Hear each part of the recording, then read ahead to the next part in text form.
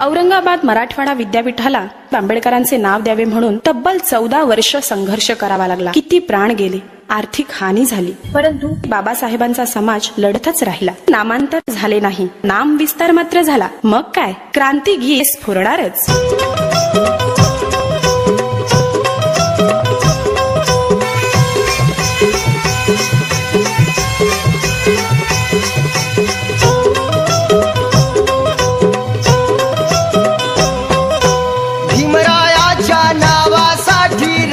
सांडले राव, भीमरायाच्या नावासाठी रक्त सांडले राव.